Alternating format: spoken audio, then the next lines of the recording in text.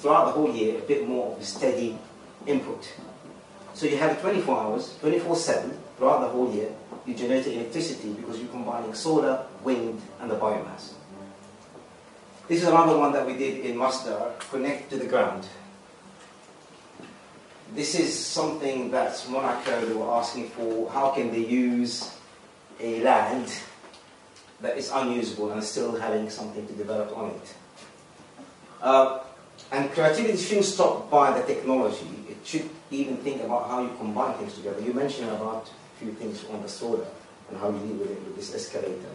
And how basically you combine the finance, you combine the finance, you combine with the solar issue, you combine with the transport. They can come together under creative mind and have a win-win scenario. And you have to just be very simple in your thinking.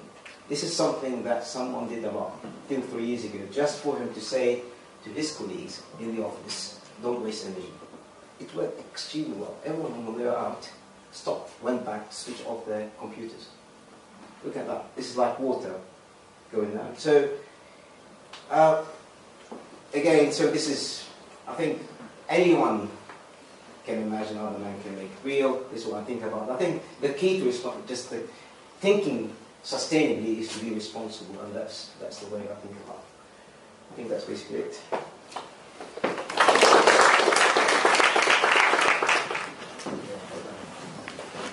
My question is to the gentleman from Shell. I worked in India on cook stoves projects, and we tried to leverage climate finance to sort of channel back whatever we could earn in carbon savings to the community. I'm interested in knowing how you got around the transaction costs for getting the carbon credits, which are usually very high. Did you sort of go through the CDM route or the voluntary carbon route? And I'd also sort of be interested in knowing what sort of methodology was used.